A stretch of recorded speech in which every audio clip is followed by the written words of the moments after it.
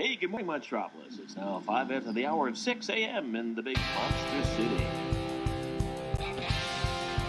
Come on! Let's get pumped! I'm not drinking any fucking Merlot! What can I say? The camera loves me! Shall we begin? After you, Junior.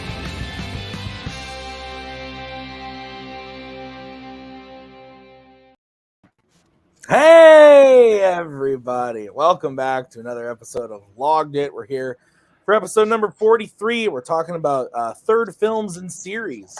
Because there's that one movie coming out this weekend that everyone's going to hate. And I'm going to walk out going, I kind of liked it. I don't know, man. I like the dinos. Very excited about the show. We got a great panel for you. Boatman, you are here as always. How are you doing, sir? Very good. Famously, a big fan of the Jurassic Park sequels. Famously, knowing what dinosaurs look like is probably like my most notable trait. Yeah, absolutely. Also on the show, back again after a couple weeks, Garth. Welcome back, sir. How are you? Thank you. Good to be back. A lot of health issues, but I'm here. And I like the Jurassic Park movies, but as a guy who grew up with dinosaurs, they got the visuals all wrong. Fair enough. Kirk, you are here as well. How are you doing, sir? I'm doing all right. Excited to be here. I've seen more than 3 movies, so I think that qualifies me for the night's list. I'm not sure. I believe it does. And Mr. Scott Harvey is here. Scott, how are you doing? I'm good. I watched the original Jurassic Park on Sunday, and I said to my friend afterwards, I was like, I hit my quota for Jurassic movies for the year. I watched one, and I'm good. That's the only one I need to watch, and that anyone needs to watch, probably. Not wrong. Me and Maggie just rewatched all of them. Tangent, but we're talking about movies Already. This is the show. We talk about movies, so why not?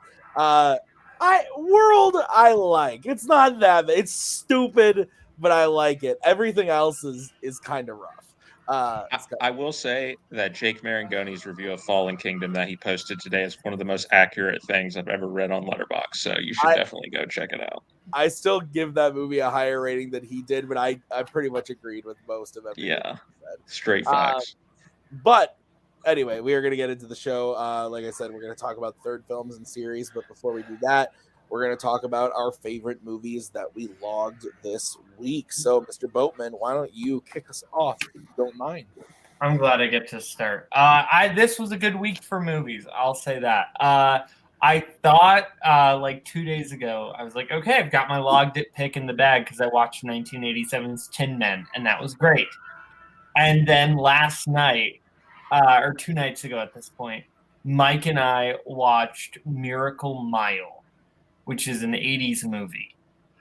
And it is fantastic. Miracle Mile. So Anthony Edwards plays like, this movie has like major After Hours vibes. If you like After Hours, this movie is of a very similar ilk.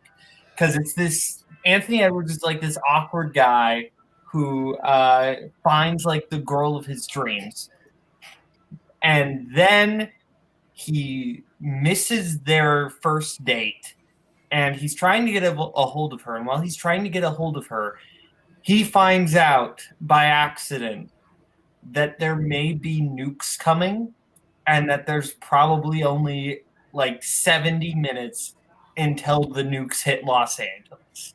So now it's a panic rush at like 3 a.m., 4 a.m. in the morning to find this girl, find a way to escape and get out before the nukes possibly come, or he could just be wrong. And the directions it goes are both hilarious and terrifying. I love the heck out of this movie. It came out of nowhere and surprised me. I highly recommend it. Yeah, I've never even heard of this, but that sounds interesting. I read your review on Letterboxd, and you kind of you made the After Hours comment, and that's gonna get me interested in any type of movie. I love After Hours, so yeah, I'll check it out. Garth, have you seen this? I probably saw it like when it came out, and I don't remember much of it. It sounds familiar, but I probably haven't seen it since the 80s. Kirk. I haven't seen it, but based on Boatman's description, I just added it to my watch list. Perfect. And Scott. Yeah, I looked at it when I saw Boatman had watched it, and I mean, it's an attention-grabbing premise for sure. So I will try to check it out. Also, 88 minutes. I noticed that as well. It is like beyond the first like 5 minutes or so, which is all the background. The rest of the movie is in real time.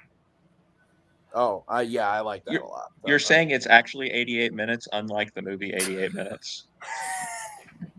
I have seen that. That's the Al Pacino one, right? Oh yes, it is.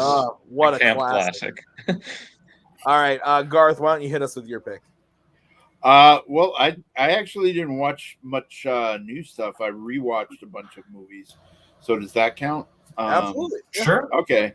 Then I got to go with my all-time favorite movie, Casablanca. I rewatched it, and so it's been one of my favorite movies since I was a kid. I mean, it's a weird movie for a kid to love, but it's got war, romance, shooting, Nazis, all sorts of stuff, and it's been imitated a lot. And the bad comics movie Barbed Wire, they tried to do Casablanca in that, but anyways, it's one of the classics for a reason, and it won Best Picture for a reason, and I just love it to death. Did this win Best Picture? Yeah. Yes. I don't know about the best. It won Best Picture and Best Director, but that's it.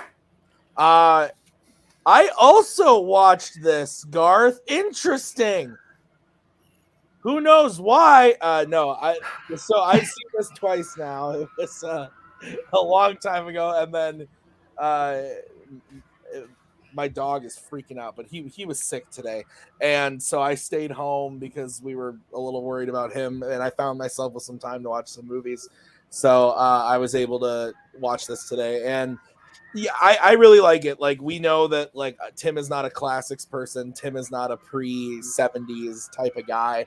But there is something about this one, like the character, like I find just like a lot of the characters and the situations, especially for like when I put into context, like when it came out, very, very interesting and very good. I think I don't want to step on Scott's toes, but I believe I read a review of his today when I was watching the movie that said like #1 screenplay of all time. It's like kind of hard to disagree. Like the screenplay is pretty fucking good. So it's never going to be one that I'm like obsessed with, but like as yeah, I think it was Blue, right?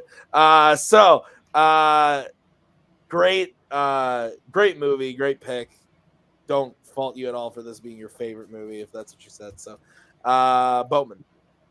I love Casablanca. I rewatched it this year, and I liked it even more on rewatch. I think I was a little young when I saw it. Like, that was the week I was like first getting into classics, and I remember loving it. But now that I'm older, I appreciate it even more, and it's fantastic. I love all the, there's the main storyline, but I love all the little side storylines, and you've got just a cavalcade of great classic character actors in here. I think probably the best one here he was nominated for, as he should have been, Claude Rains.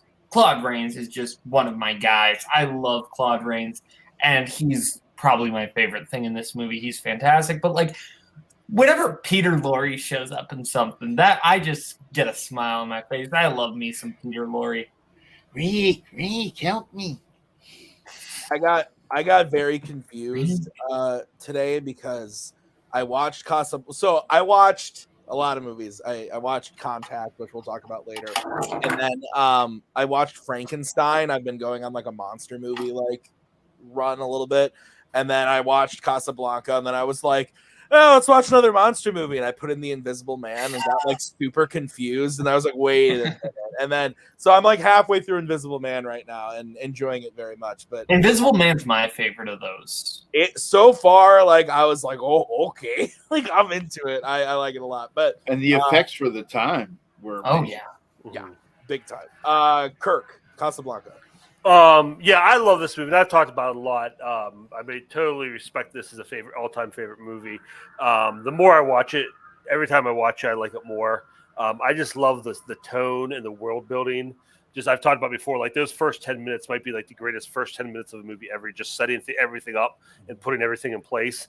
The character of Rick and his arc is just so fantastic from where he starts just abandoning Peter Lorre and like be like, I stick my neck up for nobody, and then just watching him change from that. Like Boatman said, the supporting cast, Claude Rains, Peter Lorre, Sidney Greenstreet, so many great things. I love the one girl who's like, she's a French girl's like collaborator of the Nazis, and then everybody like kind of rejects her. The how they say the name of the French, Le Marseillaise. That scene where you finally see her get up the courage. That is like the all-time like great side character moment where like you just see her like her complete character arc in that 1 second, and it's so fantastic. I get chills just thinking about it. But no, this is an amazing movie. I love it so much.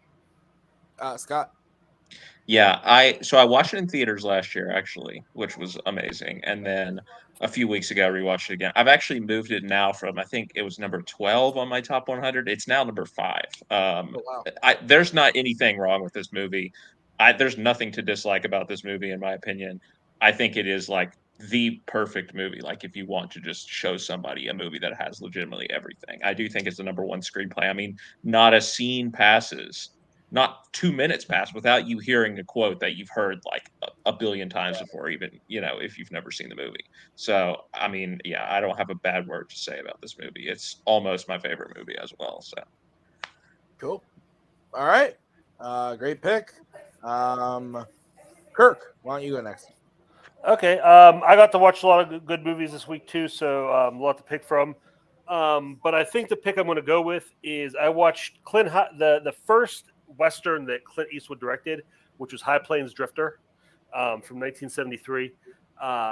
This is I didn't know. I knew like it was like a pretty standard Eastwood man with no name kind of Western story, but it has such a really cool edge to it. It's almost like it's got a horror story feel to it.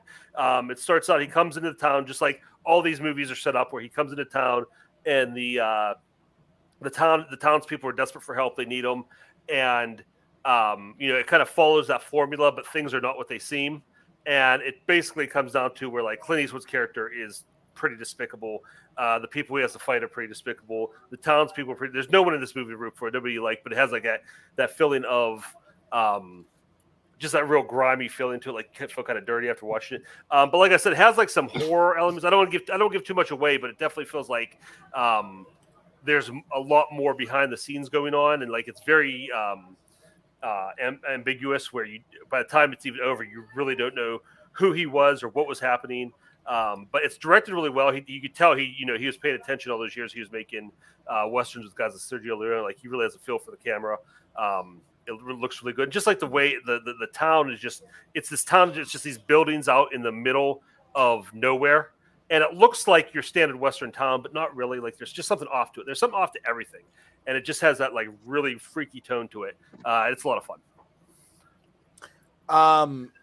I've never seen this, but I decided a while ago that like the 2022 was going to be the year of like Tim expanding himself as far as films go. So I actually just bought the Man with No Name trilogy. They all came out on 4K from one of the, I think it's Kino did the set for this. So correct me if I'm wrong, because I actually don't know that I started with the right one. I've been told that you can watch them in any order, but I started with Fistful of Dollars. That's correct, right? That's the if you're going in release order, Fistful, a few dollars more than Many Ugly. Okay.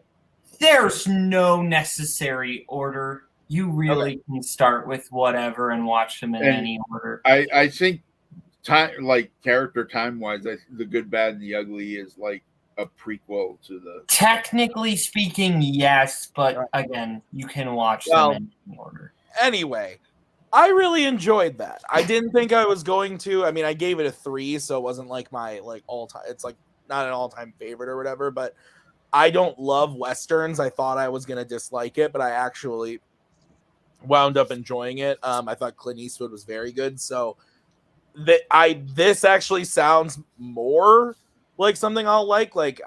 Fistful of Dollars was kind of like really, really goofy in parts, and then all of a sudden it got like super brutal and just like cuckoo for Cocoa Puffs.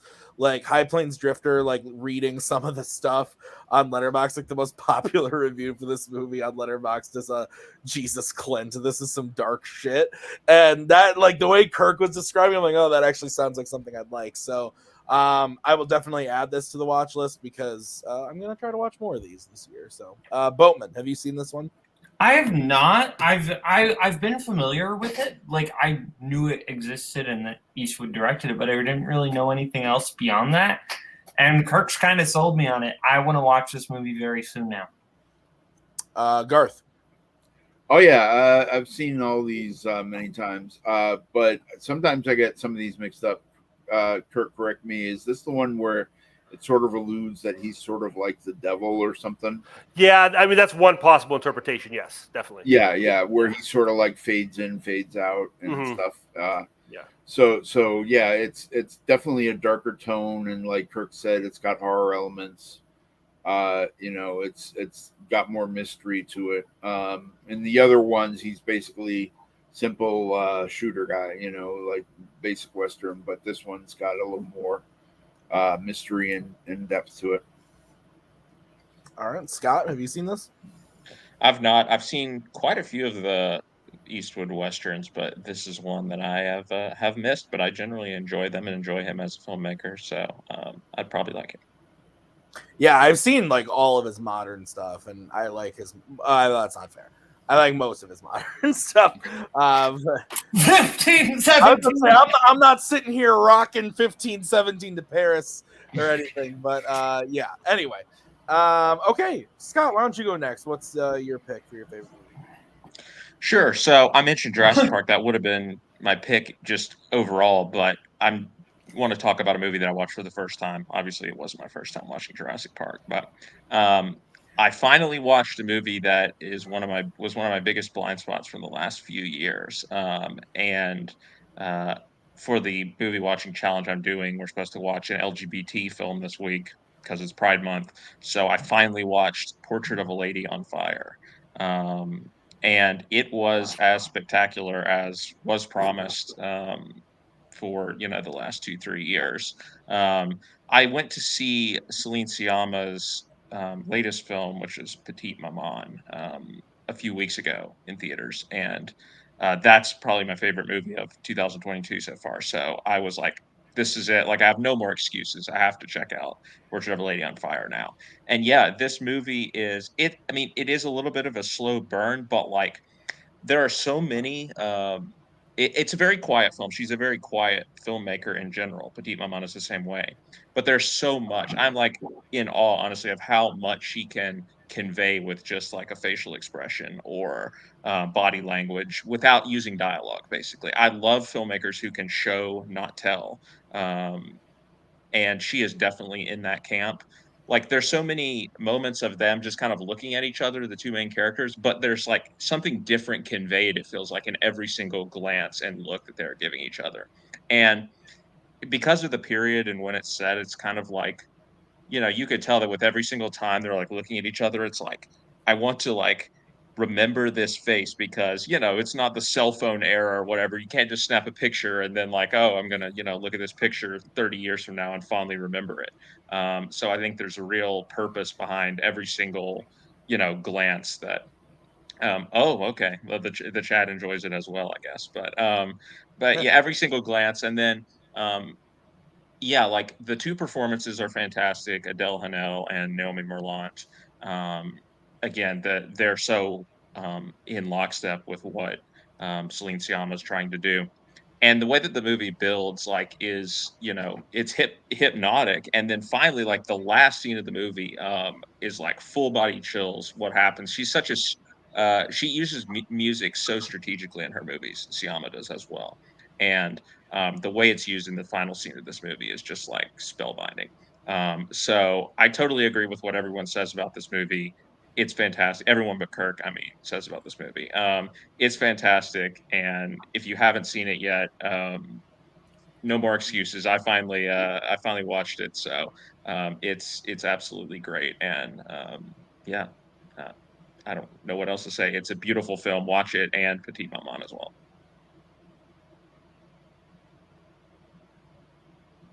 I'll jump in because it seems like Tim is frozen.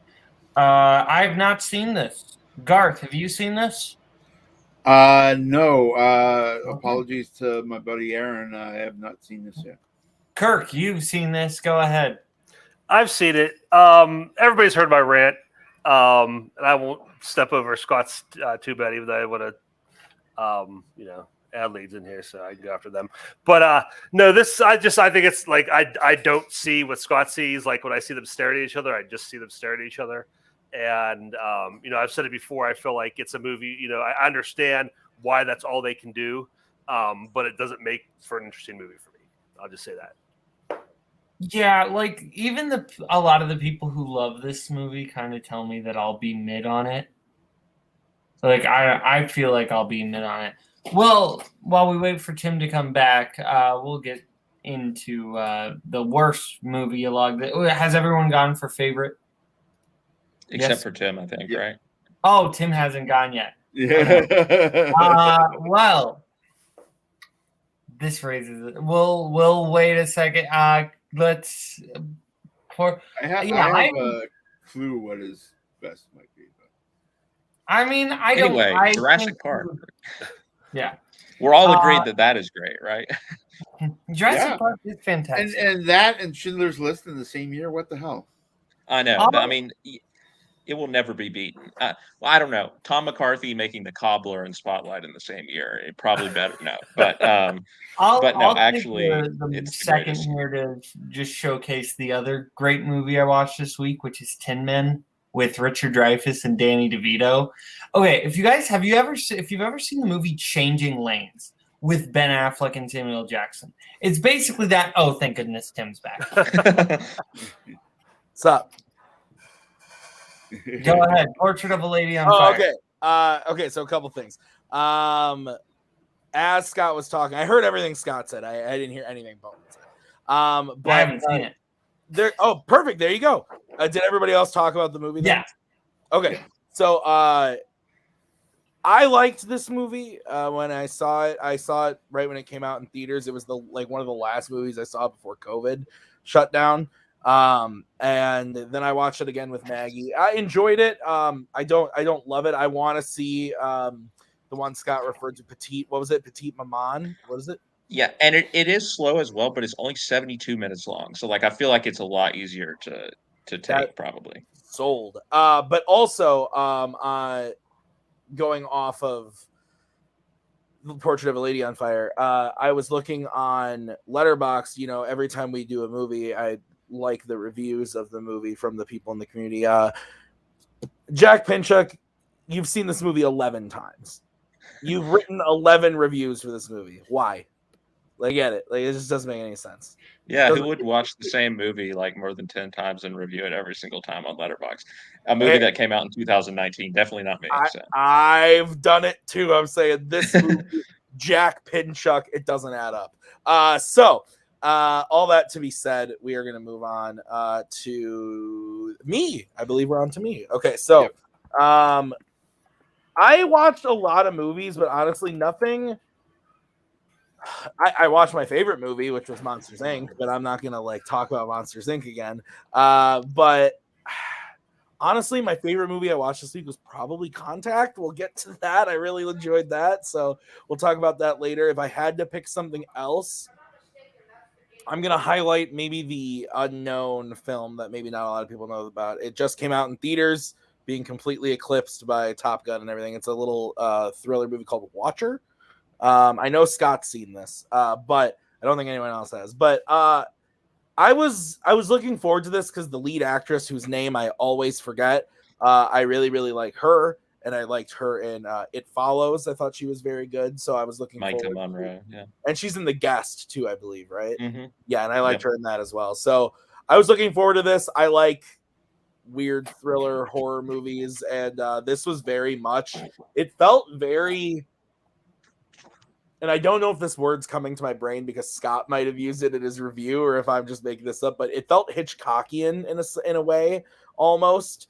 And basically, the basic setup is just like girl and husband move into apartment in foreign city, and a guy's watching her from across the street, and shit ensues. And it's kind of a slow burn, but also like it's like 90 minutes long, so you're kind of, I don't know, the slowness of the movie worked almost in a way, because like as she's kind of like going crazy over this, you're kind of going crazy with her, trying to figure out like who actually is the bad guy and who's the good guy in this scenario.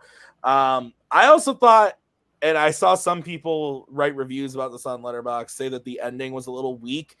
I loved the ending. I thought the final shot, like the final like 30 seconds of this movie, was fucking awesome. Like a really good payoff that I really, really liked. So I think it'll probably be on VOD within the next couple weeks. It was a very small theatrical release. So I would imagine that it'll be out on VOD pretty soon. If you like suspense thriller type movies, I would watch this. I thought it was interesting. So Boatman, have you seen this, or have you even heard of it? I had not even heard of this. I'll be honest. I don't know if I would like it, but like you're kind of selling me on it a little bit. Okay. Garth. Never even heard of it. And as a public service announcement, if you feel signs of Hitchcockian, consult a physician. Kirk. I also had not heard of this one, but it sounds interesting. All right, and then Scott, like we said, we know you've seen it. What did you think of it? Yeah, I watched this at Virtual Sundance this year. I was really into it as well. It what it does, it's really smart. Even, I mean, you hear the setup and you're like, oh, this is just, Rear Window or, a similar type movie. What it does that's really smart, I think, is number one, it has like, there's gender commentary going on in it. But as part of that, you kind of said, Tim, you're like very much questioning who is doing the watching, right? Is this person across the way actually, doing something sinister and watching her? Or is this all in her head? She's alone in a foreign city. Is this just her projecting something? And it really keeps you guessing for quite a lot of the movie, which I think is good. The other thing that I like that's really smart is that they cast Bern Gorman as the guy who is watching her. Yeah. And if you're trying to cast somebody who isn't necessarily doing anything very sinister, but all of a sudden, you're just getting very sinister vibes from them the whole time, Bern Gorman is the perfect person to cast, because you just look at the guy and you're like, something's not right here. Yeah, I would agree with that 100%. In the first few scenes, I was like, the weird thing is like, I didn't immediately, I didn't know his name, but I like recognized his face. I was like, why do I know Everyone him? recognizes his face. I was like, what do I know him from? And then I like opened up IMDb, and sure enough, I knew him because of The Dark Knight Rises. But he's probably been in a lot of other stuff. But he was very good as well. Okay, we're gonna move on to least favorite movies of the week. So, Caleb, why don't you kick us off with that? Yeah. So I was stupid and went through Best Picture. And I'm still being stupid, and I'm going through Best Actor. This isn't awful by any means, but I watched Harry and Tonto. And for all the people who only know Harry and Tonto for one reason, but hate it because of that one reason, you're justified, because it's not good. It's not the worst thing ever. It's not. It's a 2.5. Art Carney's not great. He's fine. He's not bad or anything, but he's not doing anything special here. It's a very meh performance, in my opinion. And who he stole the Oscar from, he was the only wrong choice of the 4 nominees. I would give it to any of them personally, Dustin Hoffman, but like Pacino is the big one everyone always talks about, and like that's fair. That could totally go that way too. But yeah, no.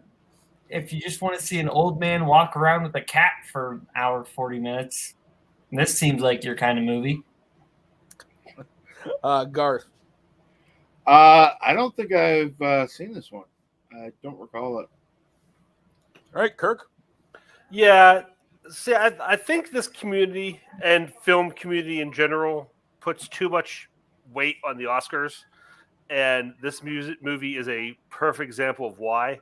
That being said, I do need to see this just out of morbid curiosity. I know Boatman will probably warn me away from it, and I'll probably regret it, but I just have to see. There are worse Best Actor winners you could watch. I'll say that. Okay. Scott. You could watch Bohemian Rhapsody.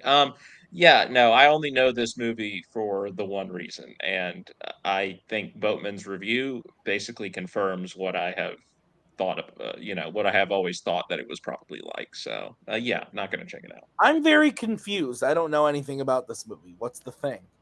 Just look up. Yeah, look up who was nominated in Best Actor this year, and you'll understand. Oh, so it's just the fact that he beat Al Pacino for the Oscar. Al Pacino. It's not just Al Pacino, yeah. Jack Nicholson in Chinatown, Dustin Hoffman in Lenny, and Albert Finney in Murder on the Orient Express. I have seen all 5 of the nominees, and there was only one wrong answer, and it was Art Carney. That's fair. I haven't seen, what is it, Lenny? But I can assume that Dustin Hoffman's probably Albert good. Finney would have been weird too, but yeah. All right. I like Albert Finney. He's the second worst, but he's still good. Fair enough.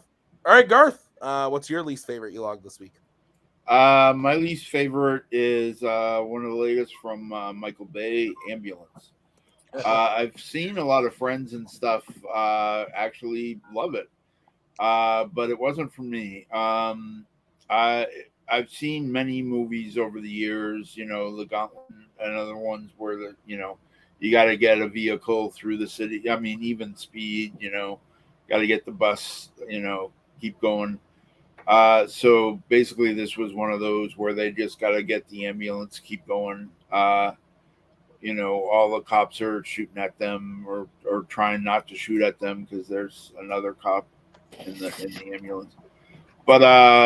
But for me, the thing that drove me nuts is that Michael Bay kind of fell in love with drone cameras too much, and he uses them liberally, including inside buildings. Like there's inside a bank, he's like zooming around, and he goes under people's legs and stuff and things like that. And it's like, really? You need it for that? So that kind of drove me nuts. Some of the acting's good and stuff, but I wasn't a big fan of the plot. And the drone, like I said, the drone shots and other Michael Bay stuff was just a little too much. It was too Bay for me. I don't think I talked about it on this show, but I know I've talked about it on a show. I got to see this a month early or so at a conference I went to earlier this year, and I saw it in IMAX, and they Universal brings us out to watch a sizzle reel, and we saw scenes from The Northman and new trailers for Minions and Downton Abbey, and this was back in March, and it was all pretty very run of the mill Universal stuff, and then they're and we're gonna show you Ambulance, enjoy the movie, and I was looking forward to it because I'm a defender of a lot of shitty Michael Bay movies. I like a lot of the Transformers movies because I'm a terrible person. But I went into this, and I don't know if it was I had been up for 15 hours, I was tired from traveling. I don't know what it was, but I fucking hated this. Despised my time with this movie. But then everybody comes out. It comes out in theaters a month later, and everybody loves it. Like I see Scott giving it a 4-star, and people giving it dropping 5s and 4s, and even like the 3.5s and stuff. And I'm just like, and my buddy from Madison went, so he's like, it was fun. I was like, I don't know what movie I watched. I do think that it's like, because it's like 2 hours and like 20 minutes, like, and Michael Bay tends to go crazy with length, but like, I thought it was way too long. If this was 30 minutes shorter, I might have liked it.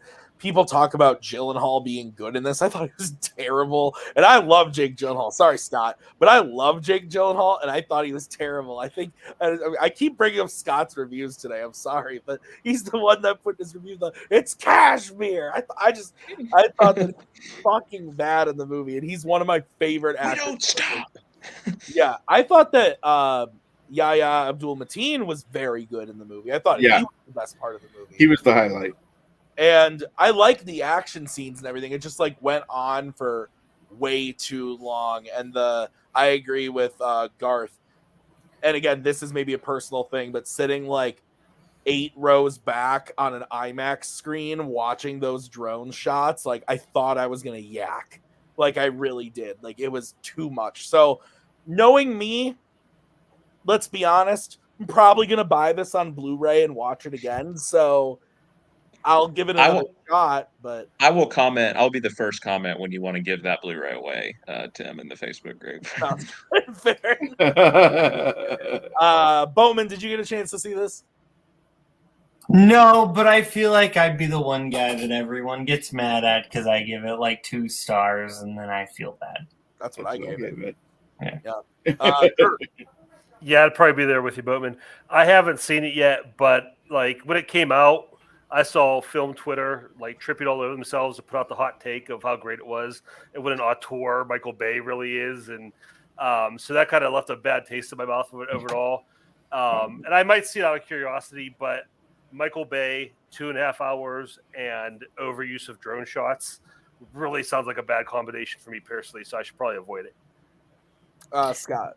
I personally think there weren't quite enough drone shots for my liking. So that's my take. But no, y'all are crazy. This movie was a blast. I love when a director just goes for it, and like this is just Michael Bay.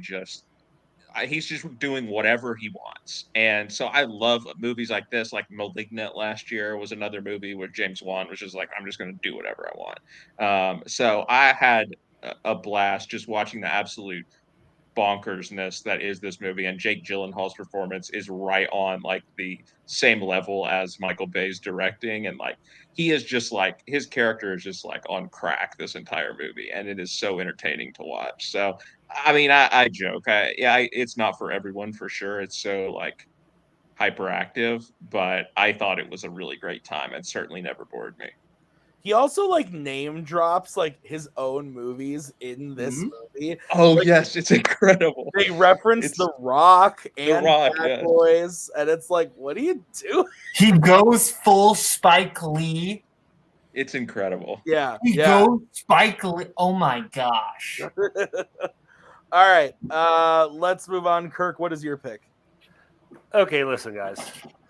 I don't come on this show purposely with the intention of being the contrarian. No. I don't come on here every week to dump on the big blockbuster that everybody's high on. But past couple times, it seems like that's been where I'm at. And if I'm going to be honest, I'm just typing it out. Hang on. My least favorite, focus on least favorite movie I watched this week was Top Gun Maverick. Got it. Now, preface this by saying I probably wouldn't, on my own, I wouldn't have gone to see this. Kathy and I have another couple friends that we go to see all our movies with them pretty much. That's who we go to the movies with. And they really wanted to see this. They really want to see it on IMAX. So we said, okay, we'll go. I actively dislike the first Top Gun movie. So I was not excited for this at all. I will say it's much better than I thought it was going to be. I thought this was going to be god-awful. I will say all the stuff in the air is fantastic. All the training stuff, the third act, the planes and the missiles flying over them, that stuff was great. Everything on the ground, not so much. I just felt like it had like a lot of the stuff that was wrong, in my opinion, with the first one. The acting, the story, the characters, just wasn't there for me. I thought the characters were. That kind of like here are the bad guys. Don't like them because they're douchebags. Here are the good guys. Like them because they're douchebags. I've never like. It's not as bad as Top Gun. They leveled a lot of that out. It took off a lot of that 80s cheese, but still has like that spirit of it, which is all stuff I don't like. So if everybody enjoyed it, if you went out and you watched it, you had a great time, that's awesome. I could see what you liked about it. But for me personally, and I'm hearing people say like best picture, best actor, and that is completely ridiculous. But it just overall, like I said, I gave it 2.5 stars because there was stuff that was a lot of fun in it, but it just didn't do it for me overall.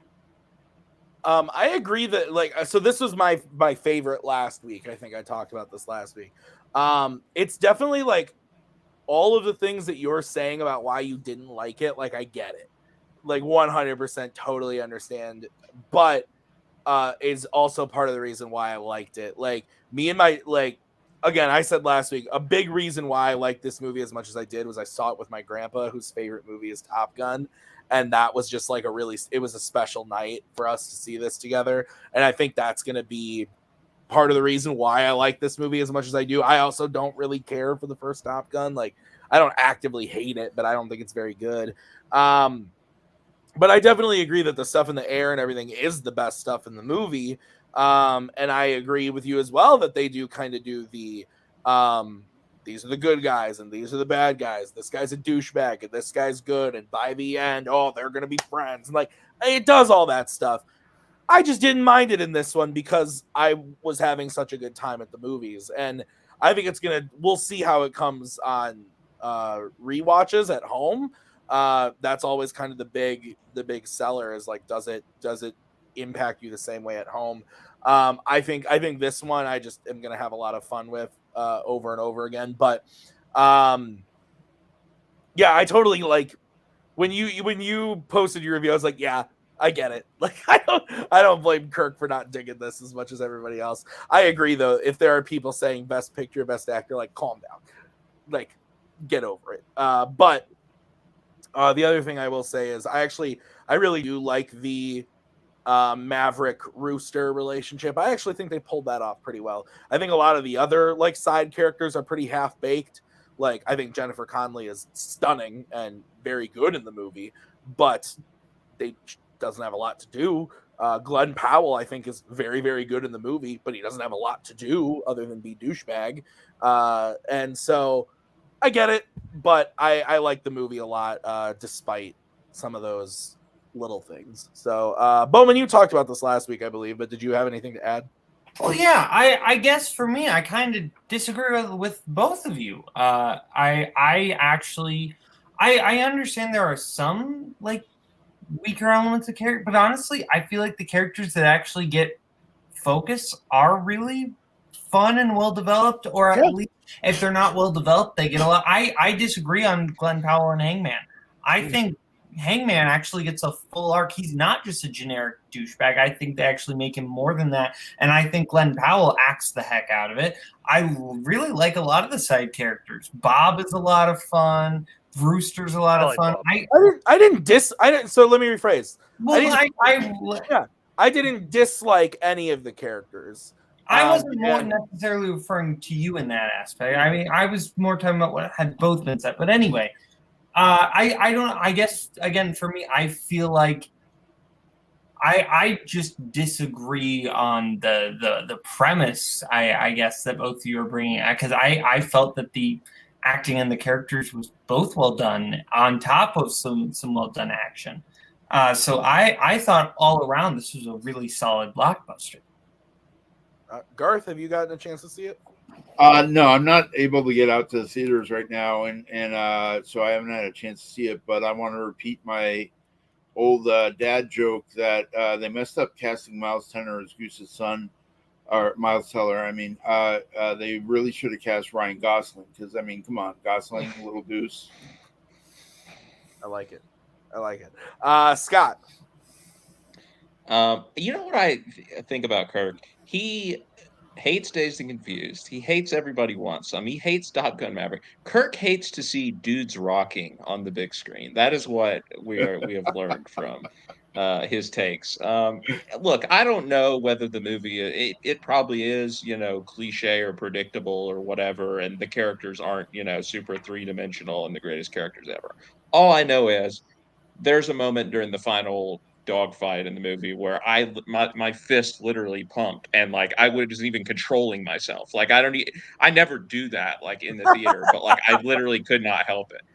And to me, that means the movie was a success. Also, you have Tom Cruise, who's my favorite actor, just doing what he always does, and it was just a great time at the cinema for me. Like, is it high art? Maybe not, but like as blockbusters go, it's definitely one of the best in many years, in my opinion. No, I'd agree with that. I mean, I said in my review, Tom Cruise not only he runs twice in this film. He runs in an action setting, which I never thought I would see in this film, and he runs in a shirtless football scene. So it's some good stuff. Anyway, that's going to do it for Top Gun Maverick. Scott, why don't you tell us about your least favorite movie log this week? Yeah, I'm going to talk about another 2022 film, a little bit less high profile than Top Gun Maverick. This is a movie called Montana Story, and I went to see this movie for one reason only, and it was because it has Haley Lu Richardson in it, who's one of my favorite actresses. And sorry, Boatman. And yeah, this movie is just the definition of a there movie, which I believe is a term that gets thrown around. Like, there's nothing particularly awful about it. There's certainly nothing particularly good about it. It is just 2 hours of dead air, for the most part. And it was disappointing because, like, I was hoping that, at least Haley Lu Richardson's presence, because for her as an actress, like, she is somebody who has such a unique thing where I think, like, her presence just like radiates this like warmth and energy like the second she walks on screen. Like, very few actors or actresses do this, and like you just immediately like her from the second she walks on screen. Well, they really put this to the test in this movie because her character is like the most mopey, sullen person. The movie is basically about the stepbrother and stepsister who go back to their family's ranch in Montana because their father is like in a coma and dying, and it's about them sort of coming to terms with their past, and they haven't seen each other in a long time, and the father's actions when the father was cognizant. It's really slow. I mean, it's nice to look at, but it's really slow in a way that like never really builds momentum. The emotional catharsis that they really want you to have at the end falls flat. Again, Haley Lu Richardson, they really like put her in a hole with this role. She absolutely does the most with it. Owen Teague, I think, is the name of the guy who plays her brother. He's also actually pretty good in the movie. Yes. But there's just nothing to this movie. Like, it was pretty disappointing. Like, I was at least hoping for like a solid 3.5-star movie. But it was disappointing because I want to see Haley Lu Richardson doing good projects. And she was in After Yang this year, obviously, which is one of the best movies from this year. But she has a pretty small role. It just feels like she hasn't had that breakout like some of her peers, like, somebody like Anya Taylor-Joy or Jessie Buckley has had. And I really want her to, but it's just not happening for her for whatever reason. It's not her talent, because she's very talented, but this movie is just not that good. Yeah, I like her in pretty much everything I've seen her in.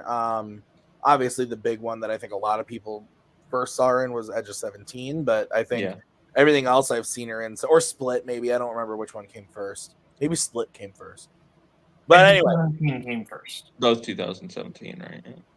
Split was 2017, Edge of 17 was 2016, yeah. Okay, there you go. Anyway, I like her a lot, but yeah, I don't really want to see this now. It was on I think it's in my watch list right now, just because like I had heard it was going to be kind of like maybe a good little indie movie, but yeah, I don't know. Boatman? Haven't seen it. Okay, Garth? Never even heard of it. And Kirk? I'm finally finding out the name of this movie because I've seen the poster pop up everywhere on Letterboxd, but the text is so small that I never could see what the title was. And I just actually clicked on it for the first time, so learn something new. Fair enough. All right, we're going to move on to my least favorite movie. that I logged this week, and I've got a couple contenders. But I think it's got to be this one. Okay, so now I had a. We're gonna keep the streak alive, guys, and I'm gonna tell the story every time. So, my brother-in-law Robert, he buys movies on my Vudu and watches them for trivia purposes. I don't think I'm legally allowed to say where he uses this trivia knowledge, but I believe it's somewhere in Alabama. But that being said, he watches these movies and then he puts them on my Vudu, and then I go, well, something was bought on my Vudu. I should probably watch it. So a couple weeks ago, I talked about I Frankenstein. Last week, what did I talk about? It was really bad, Boatman. Whatever I talked about, it was a shitty. Oh, you watched Heavy Metal. You watched Heavy Metal. Oh, I was pissed. I was pissed. This week I watched a 2008 film. Surprised I'd never seen it before, but here it is, The Spirit. This is so bad. And okay, so Frank Miller directed this.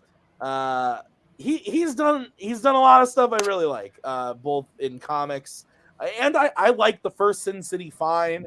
I actually liked the second one too. It's not nearly as good, but there's stuff in it that I like. But I don't know. This has such a big reputation that like I was like, oh, it can't be nearly as bad as like everyone says it is. So the movie starts, and I'm like, okay, this is bad, but like, come on, guys. But then he's like fighting the octopus, which is Sam Jackson, and then there's like these like clones of this man who it's like this dumb guy, and they keep killing the clones, and then all of a sudden Scarlett Johansson shows up and is doing some weird shit, and then Eva Mendes is there, and I'm just like watching the movie, and I'm like, I just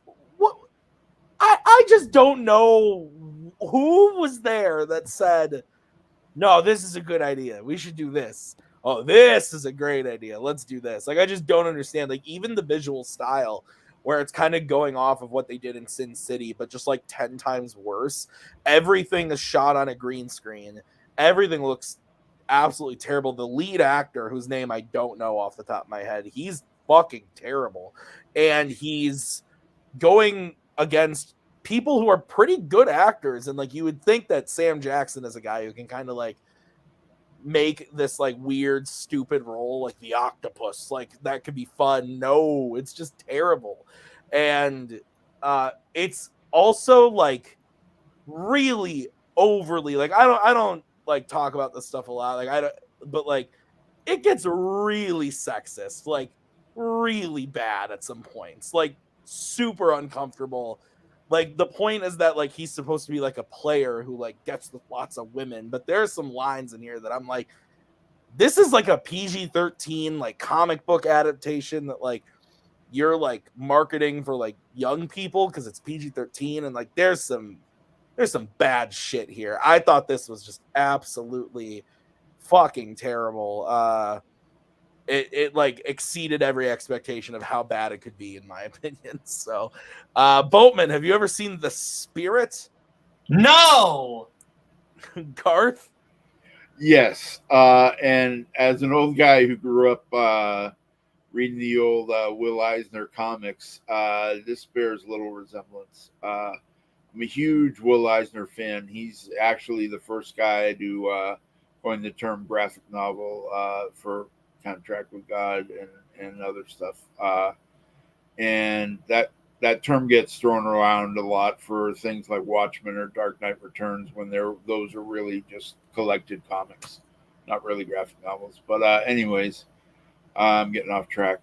So this movie, does not capture what the comics are at all. It just is basically him converting it into his Sin City style, and not a fan. Kirk? I thought for a second I'd seen this, but then I realized I was thinking of The Shadow. That's also on the list, Kirk. Yeah. I think it's probably a little bit better. That's not much, but maybe a little bit. I'm just looking at some of the character names. Silk and Floss. Yep. Sans Serif.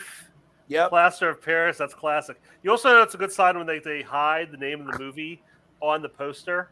Like the poster says "My City Screams," and then the spirit real small up top. So. Yeah, he talks a lot about the city. Like he'll be like, "The city is my mother. She feeds me. She takes care of me at night." And I'm like, "What the fuck are you talking about?" Well, that's accurate actually, because he basically he gets his shtick is that he dies over and over in the city, raises them back up to life. It's fucking wild. Scott. No, and having to watch movies like this for trivia is like, while I will never get into fandom or anything, like it just makes me sad sometimes when I will see like I know it's not, but like it is being watched for a geek trivia league, and it makes me sad sometimes when I see like Tim or somebody has rewatched some movie and given it 1 star, and then I go and I see that there's like 8 times that they have watched this movie, and it's just all the 1-star reviews back to back, and I'm like, this can't be worth it. Like, I'm sorry, it can't. It can when you get to watch some of your favorite movies, but then you question life sometimes. I almost made my review for this. Like, imagine having to watch this for trivia, but then Maggie told me no.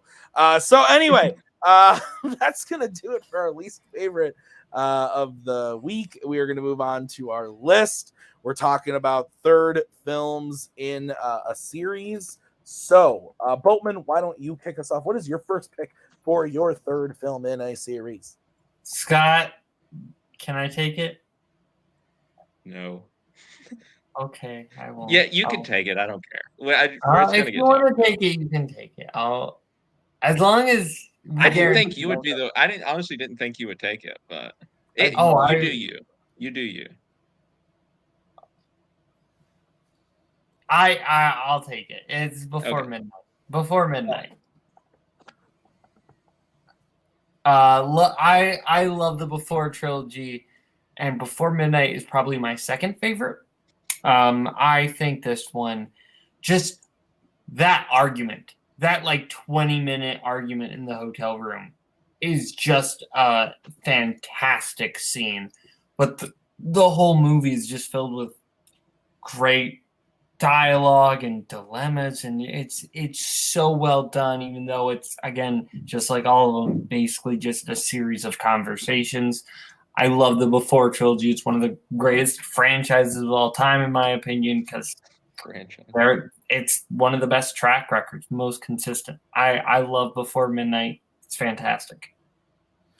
I watched this trilogy for the first time late last year, early this year. I don't remember. I bought the Criterion set and we watched them. Watching these with my spouse was an uncomfortable experience at times. I'll say that, but at the end of the day, I'm glad we did it. Very, very, very good movies. I'm hit or miss on Linklater. This is probably my favorite Linklater. Well, no, I probably like this better than like Everybody Wants Some and Dazed and Confused. But big fan of these. I think I like the first one the best because it just feels the most like raw and real to me. I think the second, in my opinion, I know a lot of people love the second one. I think the second one's easily the worst, but it's still a fantastic movie. I think it's still a fantastic movie. But it's like a 4-star where I think the other 2 are 5-star movies. I think this is my second as well. Really great pick. Didn't even cross my mind because I have only seen it the one time. But excellent movie. Garth, have you seen these? No, I'm ashamed to say I've heard a lot of praise for these, but I have not watched the Before trilogy yet. Sorry, Peggy. Kirk? This is the one of the 3 that I have not seen yet. I assume it's just the 2 of them continuing to not shut up. Yeah. And just blather on endlessly. They have some kids, though, this time. Oh, great. I'm sure they get in on the nonstop shattering. No, from what I hear, honestly, from what I read, I don't like the first 2. I think that I would Scott and Boatman probably tell me. I feel like I would probably like this one the most of the three. But Criterion announced this for their Linklater retrospective, and they never put it on. So if it ever pops on there, I'll watch it. All right. And Scott. I mean, yeah, I could go on for so long about how much I love these movies.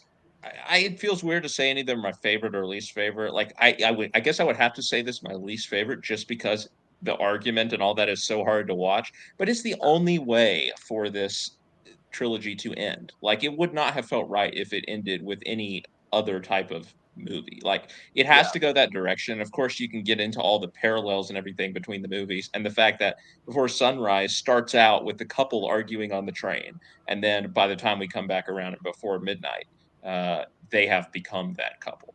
And that's just one of the many like incredible parallels between the movies. But yeah, this is to me is the realest one. Like it cannot, you start to see the fantasy of the spontaneous meetings that they have in these first two movies, and like casting all cares to the wind. The second movie ending with Ethan Hawke going, I'm going to miss that plane and I don't care. He can just put his whole life on pause for this.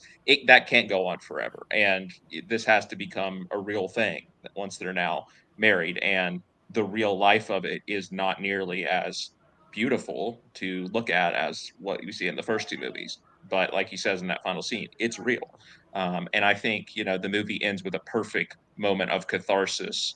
That is not like, you're not like, it's not a fantasy again, but it's also not like, wow, why did I just waste three movies watching these characters only for them to end up in ruin? Like it's a perfect way to end things that leaves you feeling satisfied and happy for them. Okay. Garth, why don't you hit us with your first pick? I'm going with a movie that's actually older than me. I'm going with the third James Bond movie, Goldfinger. Nice. It's actually still my favorite Bond movie, even with all the ones over the decades. I just find it a real nice flow to the movie, and Boric Goldfinger is a great villain. The laser scene, no, I expect you to die, and all that. A lot of classic scenes in this. And Pussy Galore is one of my favorite, Bond girls, because she's this feminist lesbian who kind of is like, yeah, you're not for me. And it's a well put together movie. It's got a heist and stuff that turns out to not be a heist, because he's not going to steal all the gold from Fort Knox. He's going to irradiate it, so the gold he already got is worth more. And I think that's a cool story idea. And as a fan of the old books and stuff, it's a good adaptation. And like I said, so my favorite Bond movie. Kirk, what do you think about Goldfinger? I think it's really good. I think, and again, it's been a while since I've watched. A couple years ago, I went through and watched them all. It's been a while, so this first couple kind of blend together in my head. But from what I can remember, this is kind of where I feel like Connery hits a stride. I do think Goldfinger is a great villain. The plot's great. I think Odd Job is probably one of the best all-time secondary henchman villains. And yeah, it's good, 60s fun, cool Bond. Scott. Yeah, this is probably the best Connery. This is definitely my favorite Connery Bond movie.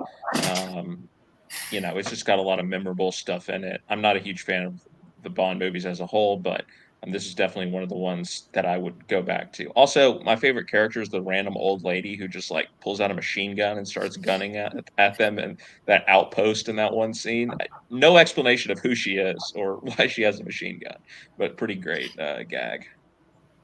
Yeah, I'm a big fan of this one. I agree. I also think this is the best of the Connery films.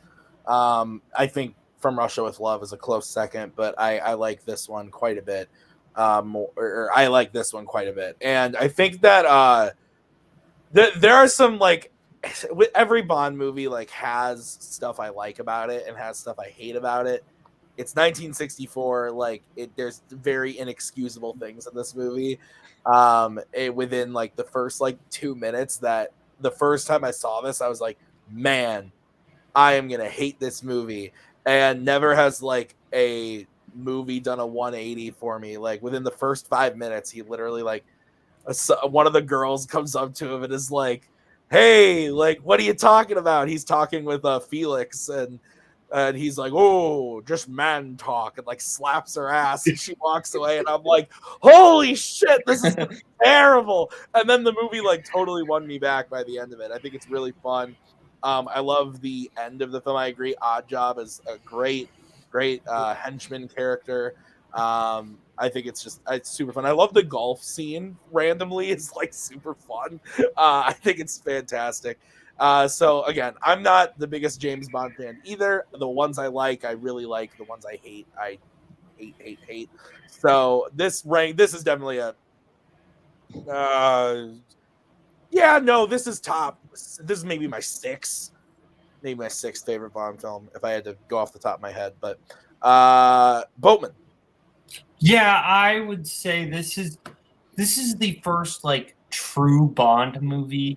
Like Dr. No and From Russia with Love, you can kind of tell they're kind of figuring out what a Bond movie is. This is the first like actual Bond movie. I prefer From Russia with Love because that's more like, hey, what if we made Bond like a Hitchcock thriller? But I totally get why Goldfinger is like a lot of people's favorite Bond movie, because this is probably like the best pure Bond movie, like movie that is just like Bond, no, additions to the formula, no twists, just pure 100% Bond, and this is the best of that ilk. You know what I just realized? I have been friends with Kaleb Boatman for a very long time, but Kaleb Boatman's favorite of anything will be prefaced with, this is that, but doing it like a Hitchcockian thing. So like From Russia with Love, or he'll be like, my favorite Harry Potter movie is Prisoner of Azkaban, because it's like a Fast Times at Ridgemont High style Potter. Like you always not how I described not that movie. I'm just saying like you always do the thing. Actually, no, that is absolutely true. My favorite movie in any franchise is where you basically preface it with, it's like this, but make it this. Yeah. That's amazing. All right. It's Harry Potter, but make it paranoia thriller. It's Star Wars, but make it generational trauma. Yeah, exactly. Okay. Kirk, why don't we go to you? What's your pick? Okay, I'll stay on brand for my first pick. I'm gonna go with Godfather Part 3. This is a movie. I'm not gonna pretend like this is an original thought of mine, because I feel like a lot of people are coming around on this movie, and ultimately the greatest sin of this movie is that it's not one of the best 5 or 10 movies ever made, like the first two are. So, with that baggage, yeah, it looks pretty rough, but I think this movie has a lot of good. And it came up in a corner of the community a few weeks ago, where people were like, discussing the merits of the Godfather trilogy, and a lot of people were literally saying, well, I've never seen Godfather 3, but based on its reputation, so people haven't even seen it, they just, it's bad, and it's obviously the worst of the three, and obviously it's not perfect. There's a lot of bad it has a lot of things going against it. Sofia Coppola is not good, obviously, but she is, she was a last minute replacement. It's supposed to be Winona Ryder. And then I think there was another actress who, if I'm not mistaken, there's another actress who died last minute, before they started filming that cast. So she was brought in. I don't think she wants to be there, and I think her performance is a statement that she doesn't want to be there. And it adds this kind of meta level to the movie of the child being sucked unwillingly into the family business.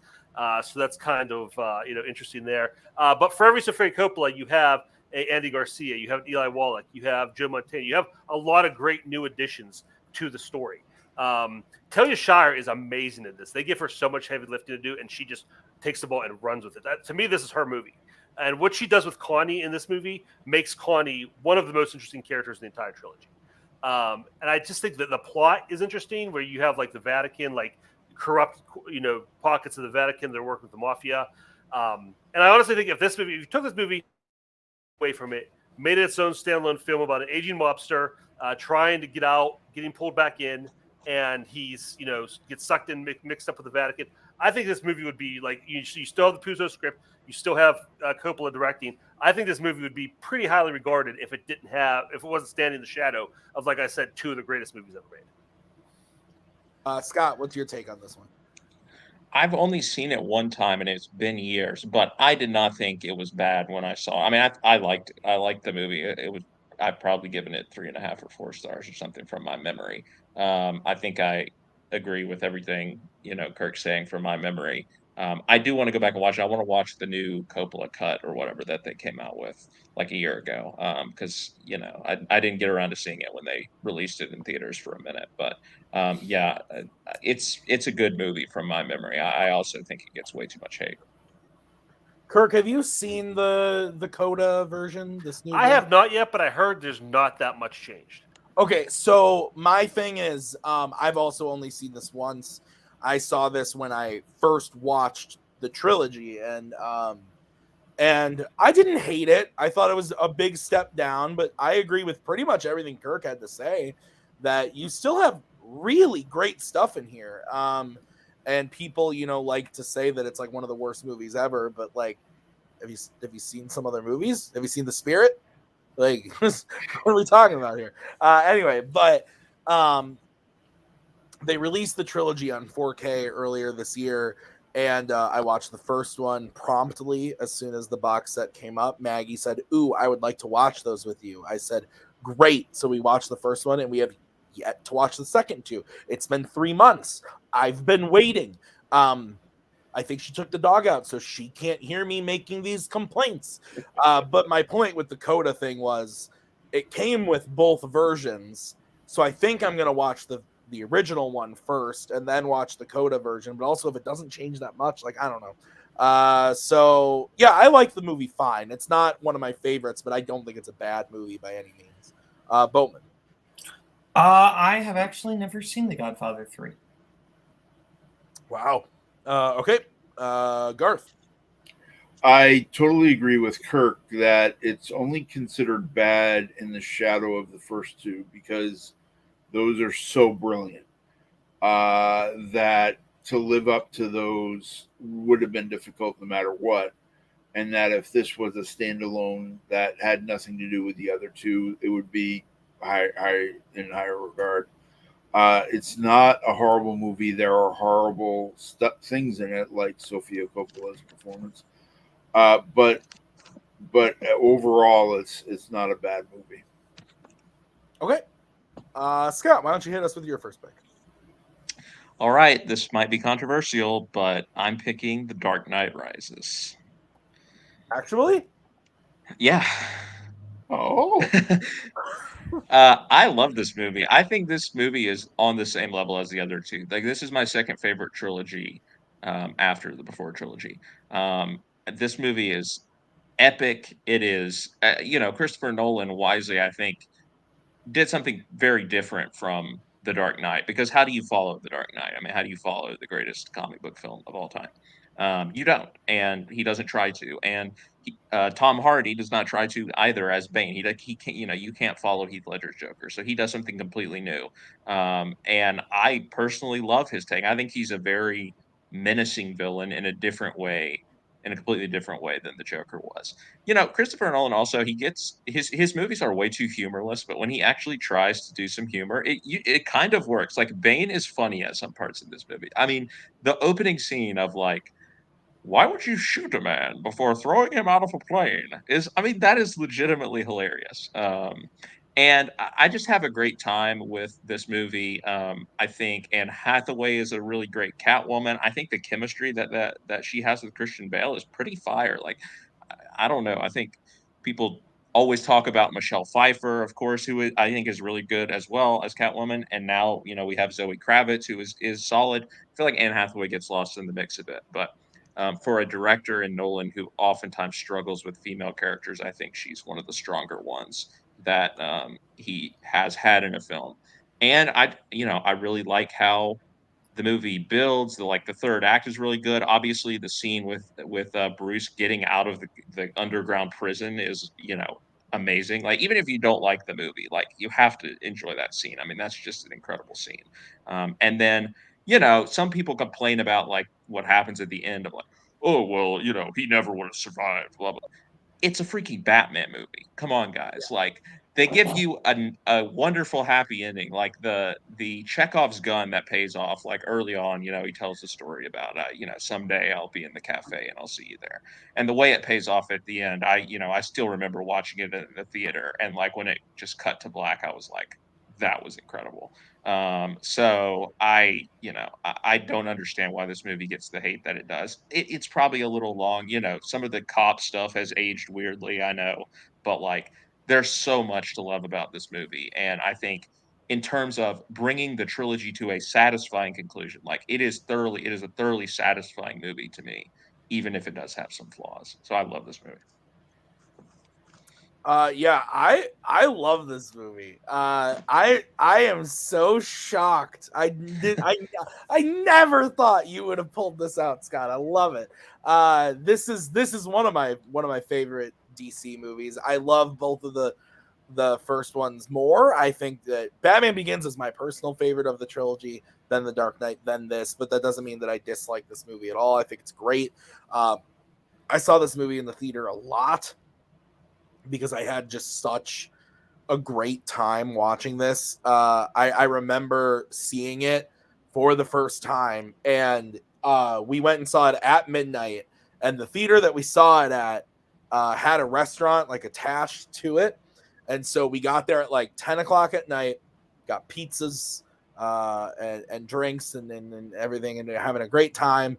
And then we walked out into the lobby, and I remember looking up at the marquee, and it was a theater that had 11 auditoriums, and all 11 auditoriums were playing The Dark Knight Rises at midnight. So it was like the screen we were on was like 12:01, and then theater 2, 12:02, 12:03, 12:04, just on, and it was amazing. And I love this movie. Every time I watch it, I get super engrossed in it.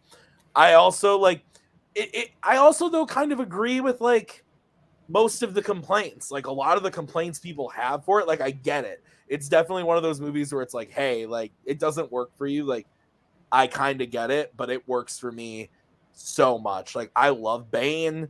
I think Tom Hardy's great in the movie. I really like Bruce and Alfred's relationship in this movie. I think that's really great. Joseph Gordon-Levitt's a little extra. I like him a lot as an actor in general. So, like, him being a little bit extra doesn't really bother me, but I admit, like, there's a couple moments where he's going a little ham. But overall, I think Matthew Modine, also very good in this movie. Underrated performance from him. I don't give a shit that Batman doesn't come in until like 48 minutes into the movie. I think it's a blast. I think that bike chase when he comes in is so fucking good. And honestly, no lie, this is my least favorite of the trilogy, but it has my favorite scene in the trilogy. The first time Batman and Bane fight is my favorite scene in the entire trilogy. It has some of my favorite dialogue in the whole series. It's my favorite scene of the whole trilogy with the oh, you merely adopted the dark. I was born in it, by it. I love it. It's fucking great. Love this movie. Man, yeah, spread the Dark Knight Rises love. Boatman, your take. I think that this is a movie that, while admittedly I think it's a little overstuffed, the stuff that is good is really good. I really like Bale in this. I think, honestly, from a performance perspective, this might actually be his best performance in the trilogy. I think he's really good in this. I think that Bane is so much fun. Bane's a great villain. And I really like Anne Hathaway as Catwoman. I think she's fantastic here. So, yeah, no, I think it's a little long. It's a little overstuffed. Marion Cotillard is the stuff that's good is really good, so I can forgive the stuff that isn't. All right. Garth? Yeah, let me start off with what I loved. Anne Hathaway cast as Catwoman was great, and as an old man, I loved that it had touches of the old Batman '66 movie. You got Catwoman and Robin, and then you got Batman trying to dispose of a bomb in the ocean, and it explodes, and he's presumed dead for a minute. So, I was like, oh, it's the same scene. It's him running with the bomb on the docks. But for me, the bad part was some of the big plot holes are like so big that I was like, really? All the cops in the sewers for months? There's no manholes. How do they feed? And then when they finally get released, they're actually clean shaven. Like what? They had like shavers down there. It's like, what's going on here? So yeah, that was a little that was a big issue for me, was that plot hole and stuff with how the bomb like had this timer and this, like. But overall, it's still a good movie, and as similar with Godfather Part 3, even though I think it's the least of the trilogy, it's still an amazing trilogy. So, Real quick about the quote that Michael mentioned, I love that moment in that quote, but I kind of hate that Gordon then just goes, Bruce Wayne? I'm like, we know, man. Like, you don't need to say it. We get it. Kurt. We figured it out. This movie has amazing filming locations.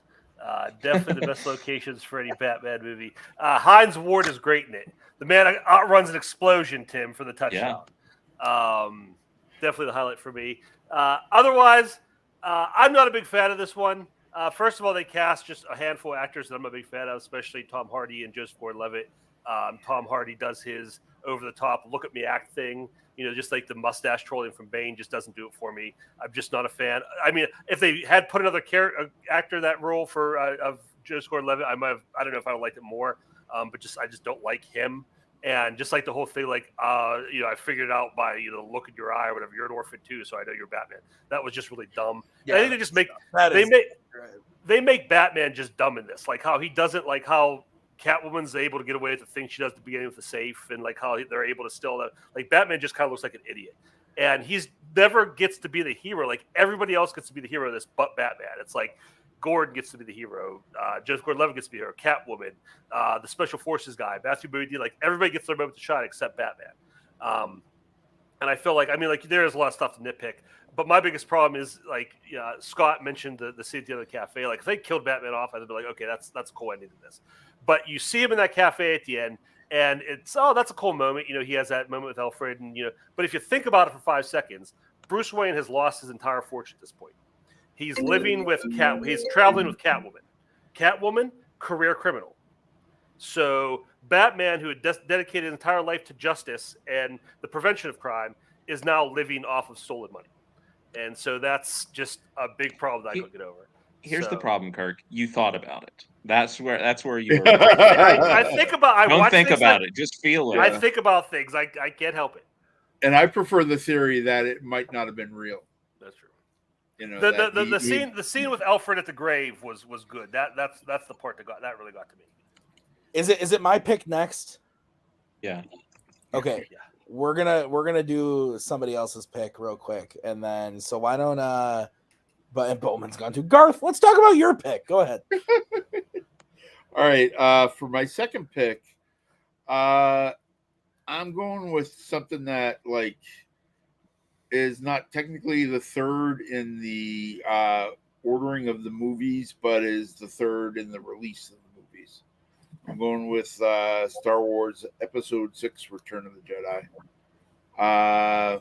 And it's out of the trilogy, the original trilogy, it was a great way to end it. And I'm the old guy that saw this in theaters and saw the original version, and I hate that they threw in all sorts of new CGI and changed endings. And, Jedi rocks is the worst abomination, and stuff like that. But I really fans want it. Everyone wants it. Come on, just release the original trilogy in original format on HD Blu-ray and all that. But it's one of my favorites, and in my ordering of Star Wars movies, it's actually the first three are my top three. So I love this movie. Okay, sorry, I had to take a call. But yes, I love this movie. This is probably my fourth favorite Star Wars film, if I had to think about it.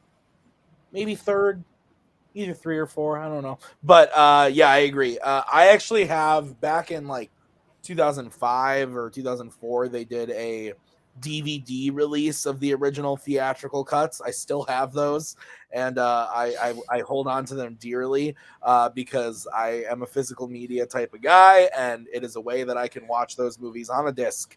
So not the best quality in the world, but it's better than not having them at all. And this is the most egregious of the special editions for sure. I think that the stuff they add into A New Hope is like not great, but also like the Jabba scene it looks like shit, but like I like the fact that like Han is talking to Jabba on Mos Eisley. I think that's cool.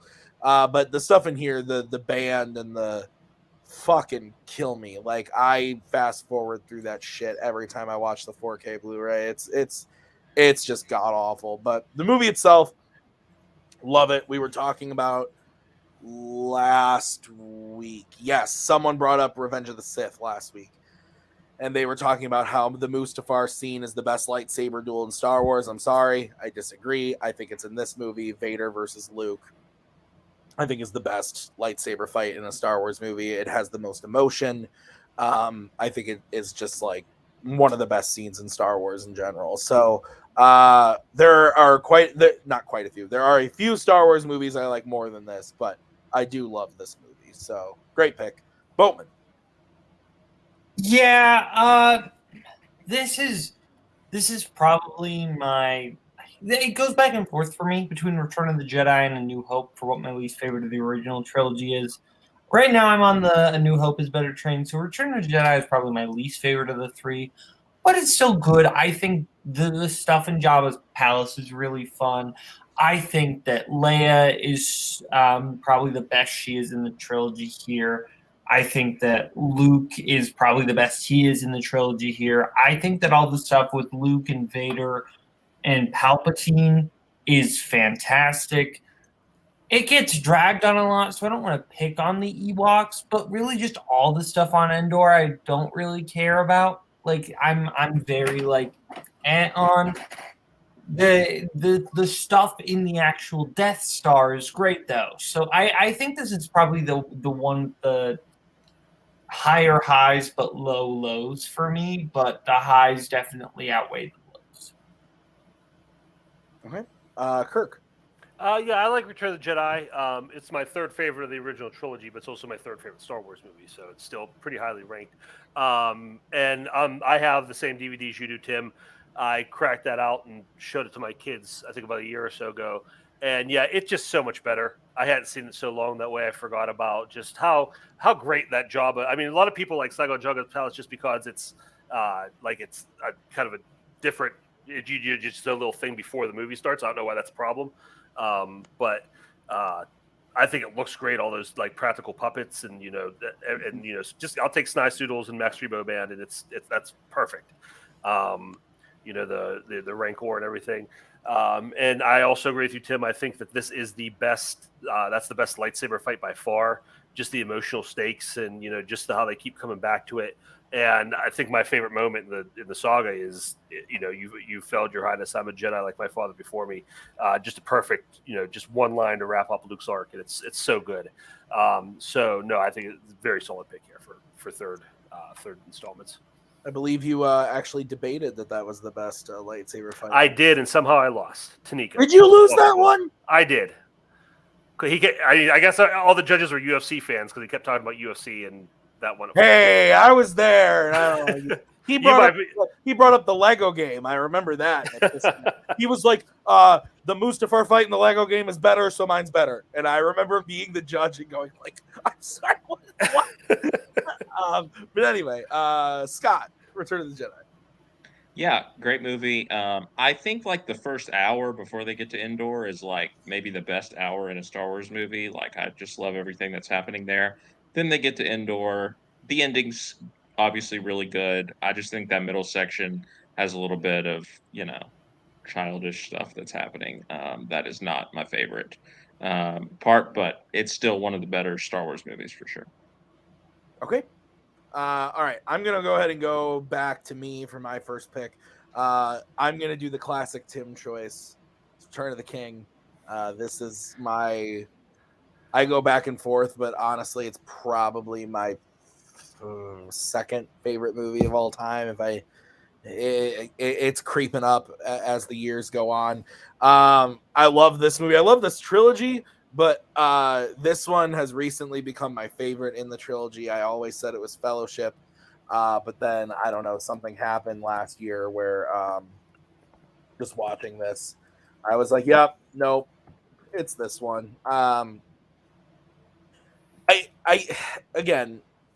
I just don't get a lot of the complaints, and like there are people, and honestly, Kirk, you're not one of them. So like, don't think I'm not trying to throw any shade at you because I know you've talked about these movies before on YLS and stuff. But to me, it's like there are people who watch them and say, I didn't really dig that. That wasn't for me. Like, cool. And then there are people I know that like actively do, and they're not even people in this community. They're just like people I've grown up with or stuff that actively do not watch the movies and they go, oh, I hear it's just 3 hours of walking. I'm like, you haven't seen the movie, motherfucker. Like, how would you know? So I don't know. To me, like all of the payoff in this, I just absolutely love. I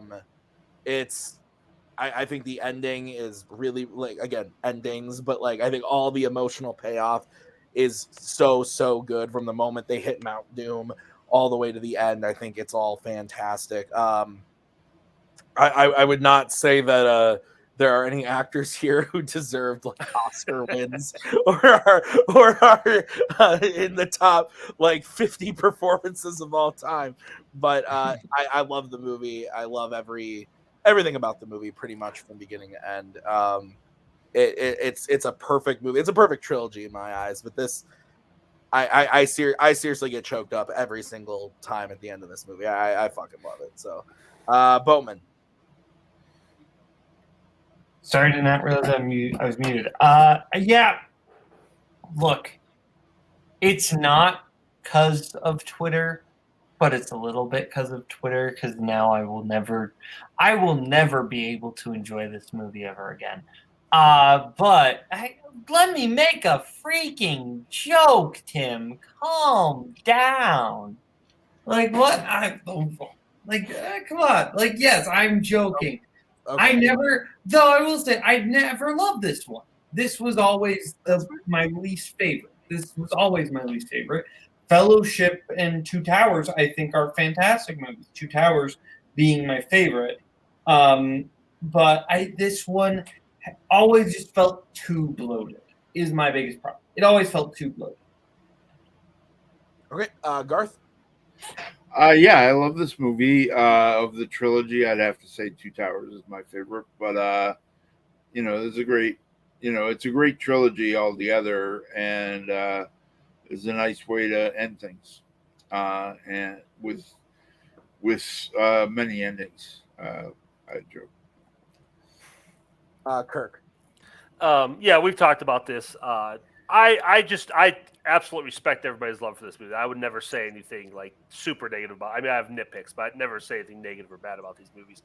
This one of the three is probably my favorite. If you held a gun to my head, I love the Battle of Terranoth. That whole Terranoth, that's the city they're fighting, right? They got that right. Minas Tirith. Minas Tirith, yeah. I love that battle where they're with when they're the catapults, the trebuchets launch, and then when they bring the trolls in, they're just sieging the city. I think those parts are great. I think the battles at the end are really good. Like I said, my one nitpick of this movie, the trilogy in general, but this movie specifically, is how everybody's constantly preparing for certain death. Like, yeah, we're definitely going to die here, and nobody ever dies. But again, that's a minor nitpick. Again, like my main reason I think I don't connect these movies, but if this come out when I was 10 or 15 years younger, I'd probably have a much more of a stronger connection to it. But this is, I think it's a great wrap up to the story. And I will say, I think if you've read the books, which I'm sure most of you have, there's a epilogue at the end back at the Shire that I think is very wisely cut out of the movie. Yeah. I think it kind of, when you get to that point in the book, you're like, what's happening? So I think they, even though the ending does drag, they actually do cut it back, and I think it's a smart choice. Scott. It is well known that I'm not a Middle Earth fan, so I will just say, good pick, Tim. Okay. Scott, let's go to you next, because it sounds like you might have to leave us early, sadly. But why don't we get a pick? Yeah, sorry. I had something come up. I will have to leave after this, but I do want to get my final pick in and mention a movie that probably no one has seen here, but I'm picking Three Colors Red. This is the final film in a trilogy, the Three Colors trilogy by Krzysztof Kieslowski, who's a Polish filmmaker.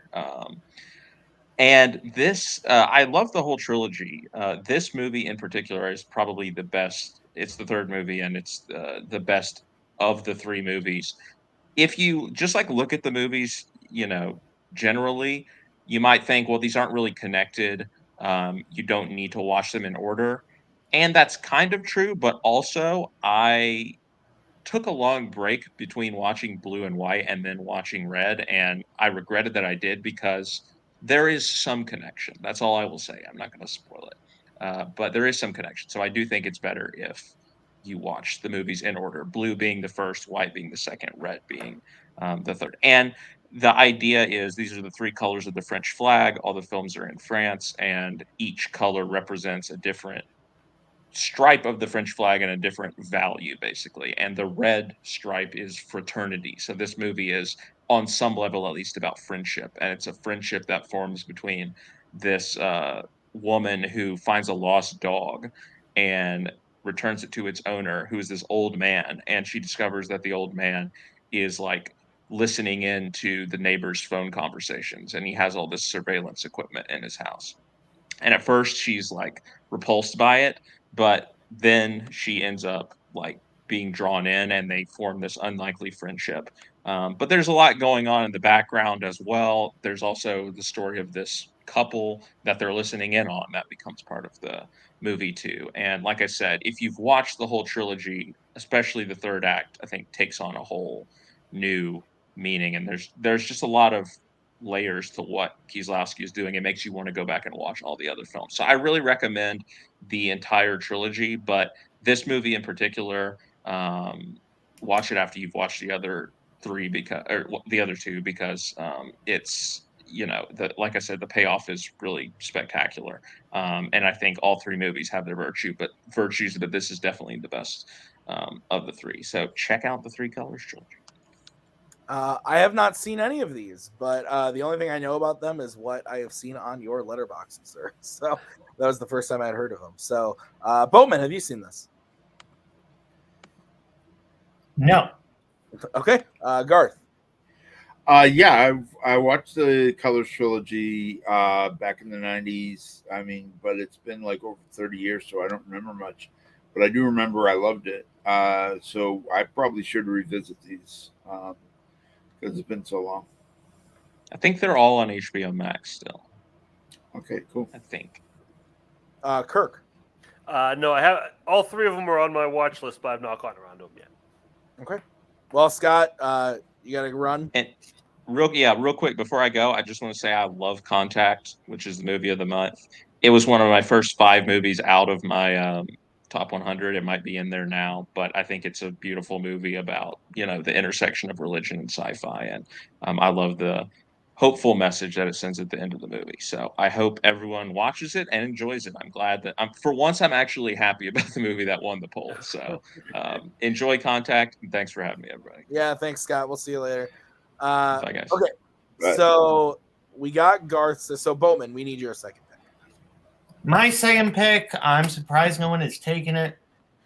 Indiana Jones and the Last Crusade. That was going to be my next. That was my next. No, that's fair.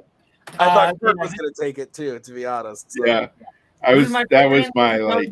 I've talked about it in the show a lot, so I won't talk about it super long. But man, is this just a perfect blend of action, comedy, making it a buddy movie, and bringing in Henry Jones is so good. Like, oh man, and I love that this is more of a crew, right? It's a little bit more of a crew around Indy than the other ones. Like, there's an actual crew. He's got a team here, and I like that. Like, there are so many great sequences. I love all the puzzles towards the end. This one rocks. I love this one.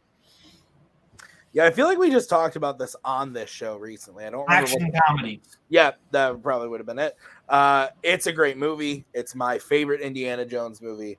I think that, bringing Sean Connery in is a great addition. It just, and again, I like all of them. I like Temple of Doom as well. So I like all three of the films, but this one's definitely my favorite. Kirk?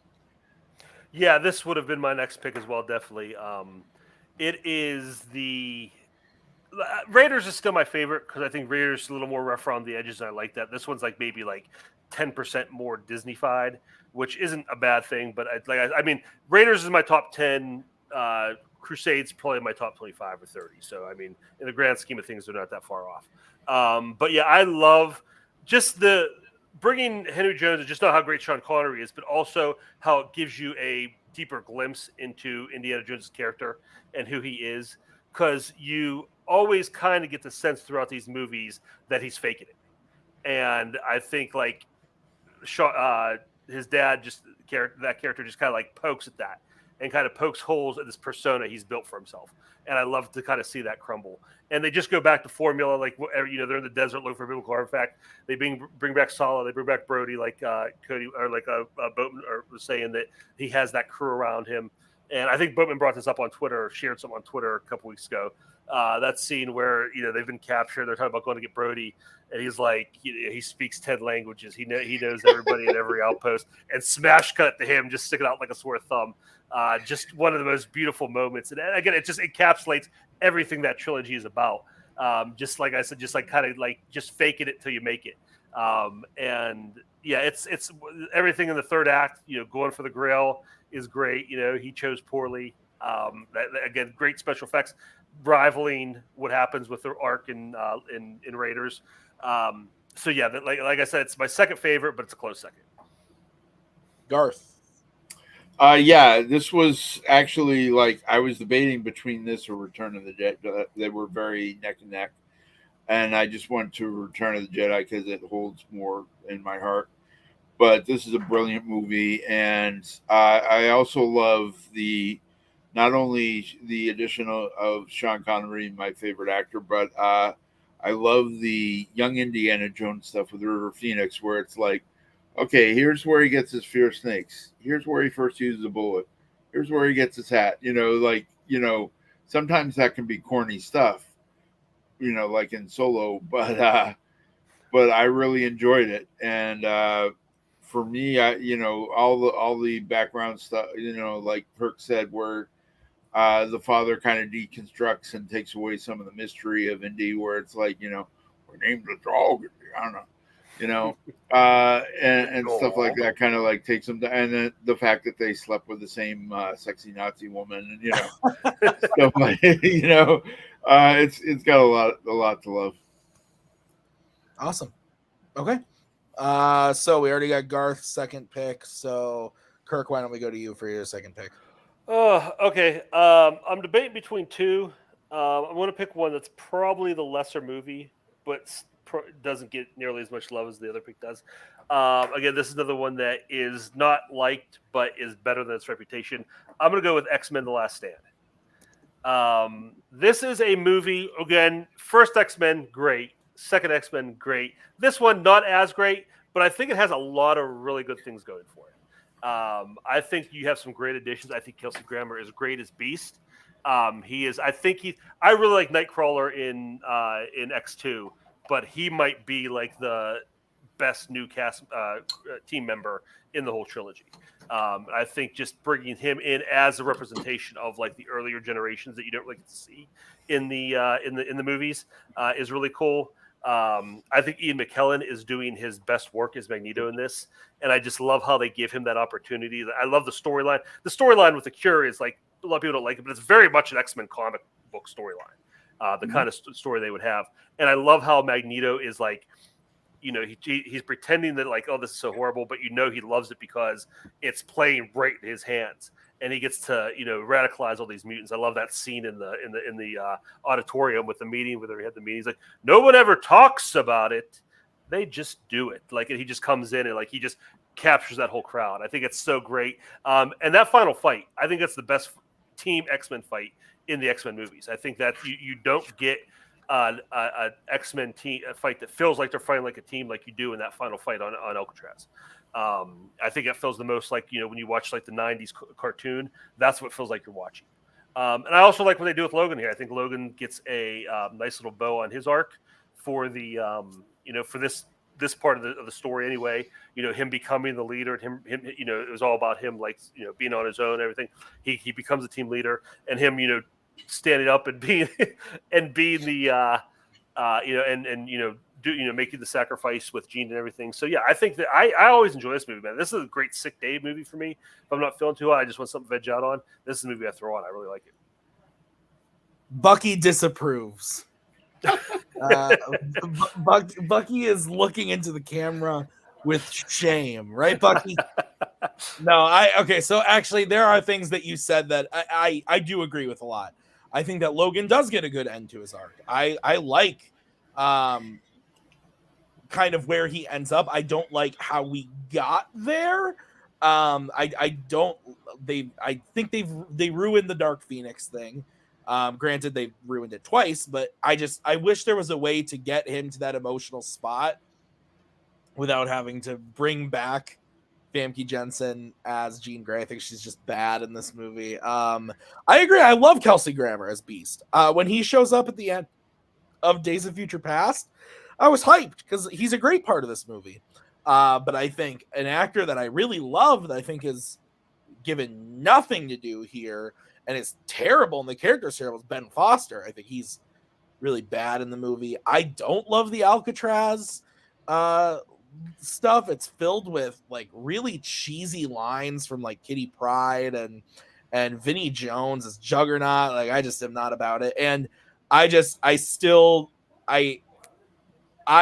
like some of the stuff that you were saying about Magneto. I do enjoy the moment that exact line, the nobody ever asks, they just do it, when he walks in is great.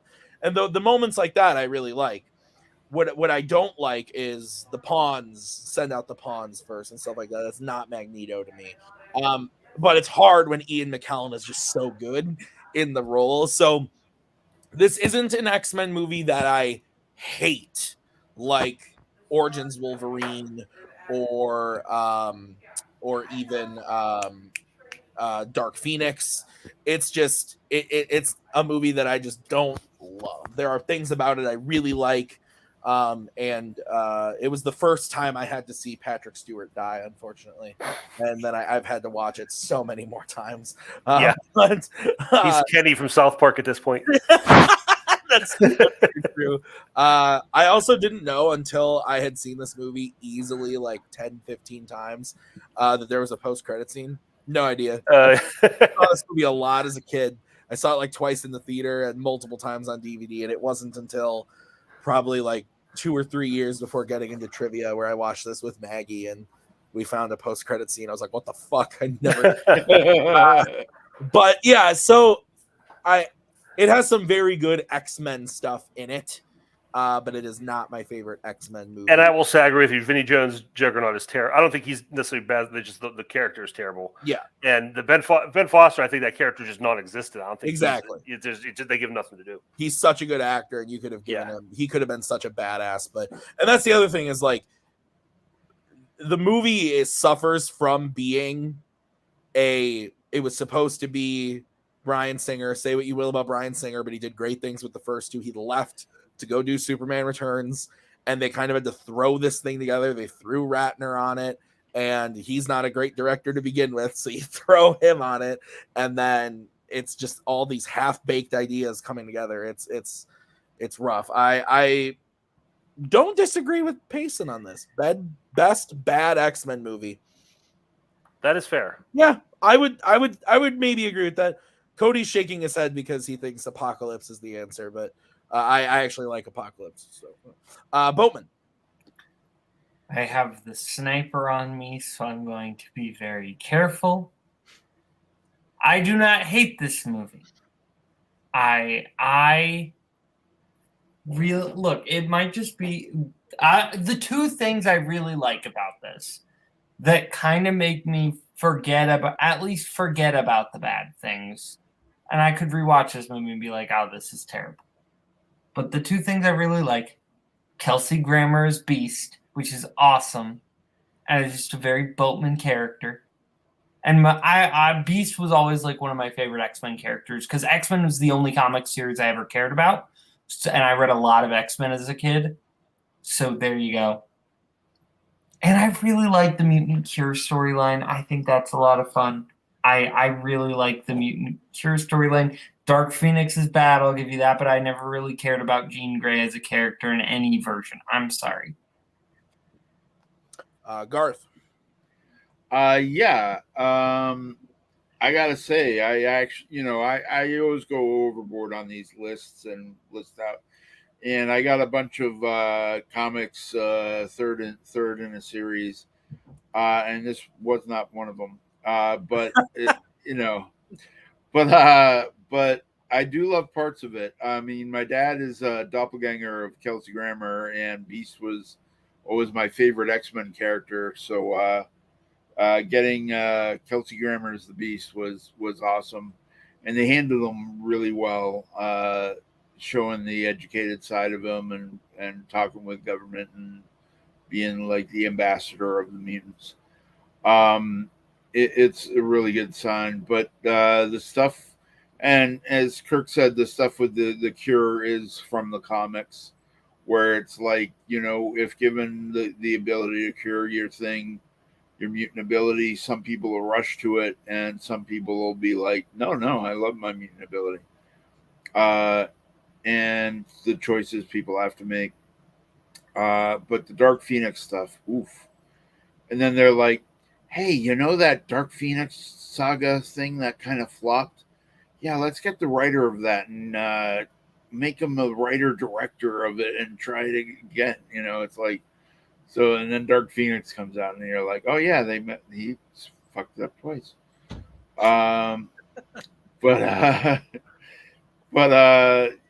Someday hopefully they'll be able to do the Dark Phoenix saga right if they try a third time.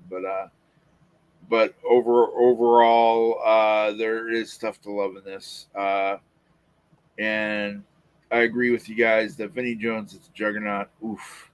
And then they had to include the "I'm the juggernaut bitch" meme. It's like, okay, really. So yeah. All right. So we go to my final pick. And I'm going to do another Tim basic one because a lot of the good ones have been taken. So I'm going to go with Mission Impossible 3. I stand these movies. We've talked about them a lot on the show. I've brought up at least 2 of them. So this would be the third time I bring one of them up. And this is probably my third favorite of the series, behind Rogue Nation and Fallout. I think that J.J. Abrams did a really, really good job here because I believe this was his directorial debut, and I think he did a really, really good job here. And I love the action in this movie. I love the setup of Ethan being a at-home guy, but also like his job is that he's training the new agents to go out and complete these impossible missions. But then he's telling everybody that he works for like the Department of Transportation, or whatever. I think it's the Department of Transportation. And there's just some really fun moments at the beginning where they're throwing the house party and he gets to talk to everybody and then gets recruited back for the mission. I think is super fun. Like I'm a big fan of this one specifically. So I think that, like I said, it's probably my third favorite of the series, but I think there's so much good here, especially Philip Seymour Hoffman. Can't forget him. He's so good as this villain, and I think that the movie overall is just really, really great and unexpected, coming off of the first two, where the first one is, it is a good movie, but then it kind of just like went totally crazy banana shit with John Woo in the second one. For them to like reel it back in, kind of do something different and keep it exciting and awesome, I love that. So I love this one. Boatman, your take on Mission Impossible 3? Yeah, there was a discussion a while ago about like what is the best Mission Impossible movie, and I don't think this one is the best one. But this, in terms of my ranking, I think this is my third favorite, if I'm being honest. I really like this one. I love Philip Seymour Hoffman in this. I think that, I'm not the biggest J.J. Abrams guy, but I think the J.J. Abramisms here really work. I think that, like, talk about a great opening scene that just hooks you. Like, there's so much that is just fantastic here. This is kind of the start of getting an actual team around Ethan, and I like that. I love the introduction of Benji. I think that this one is really great. I like all of them, though, except for two. I think all of them are fantastic action movies, and they're all different, which is like my favorite thing about this. This one's going for more like a Bourne style. Like this is more like that, whereas the first one is more of like a paranoia thriller. Fourth one's more of a comedy, and the fifth one are more just big, great blockbusters. But this one's fantastic. Kirk, your take on this one? Yeah, I'm just reading the wiki summary because I always have to remind myself which one is which. I like this one. I mean, obviously the standout is Philip Seymour Hoffman. He is so like he's doing that, like, it's hard to explain. Like, he's doing that like schlubby Philip Seymour Hoffman character, but as like a international Bond villain type, and just like crossing those two things over so well. And just like how he does that thing where he just does that, like, how he talks like this, and he's real, and then he just blows up. Just those moments he has are so good, and I think he elevates Cruise's performance in this. Like, I've never been a huge Tom Cruise guy, but I think them working together, and it's funny because I've heard stories about them working on Magnolia, how they really worked with each other really well. But in this movie, I think just the two of them have really good chemistry. Those really tense moments with them. So that's what I remember about it, and that's what I like best about it. All right, Garth, your take. I love this, and I am a J.J. Abrams fan. His TV shows especially, and so I loved him throwing Felicity into the mix. I was like, wait, okay. But and the addition of Simon Pegg and Philip Seymour Hoffman, as you all said, is one of the best Mission Impossible villains, if not the best. And I also love the MacGuffin, the Rabbit's Foot. Like, it's a cool name. I don't think we ever find out what it is, really, do we? Nope, never do. That was a cool thing. Yeah. All right. So that's our list. So go over to the Letterboxd page, take a look at that list. We got the list there, and all the movies that we talked about tonight are up there. So we're going to wrap it up by talking about our movie of the month. It is now June, so we have a new movie of the month, and we have alluded to it all night. It is 1997's Contact. So I'll kick it off. I watched this today for the first time. Really loved it. Kind of echo what Scott was saying earlier before he had to leave, but I wasn't expecting all of the discourse between like religion and science and whatnot to come into this movie, and I really enjoyed that. I thought it was super interesting. Jodie Foster is great in this. I don't want to spoil it because I know Boatman hasn't watched it yet, but there's scenes toward the end where I will mute my speakers so you guys can talk about it freely. Okay, cool. Well, towards the end when she actually makes like official contact, she falls through the thing, and the way they like portray her meeting the extraterrestrial life, whatever you want to call it, I thought was really cool, really interesting. Big fan overall of the movie. Honestly, there wasn't much I like disliked about the movie. I just thought it was a little long. I don't know what I would have cut from it, but like it's 2 hours and 30 minutes. It went on a little bit too long for me, but I thought that there was really nothing that I was like, oh, I hate that or I dislike this. I gave it a 4-star, but honestly, I could see this going up upon repeat viewings. I thought everything was great.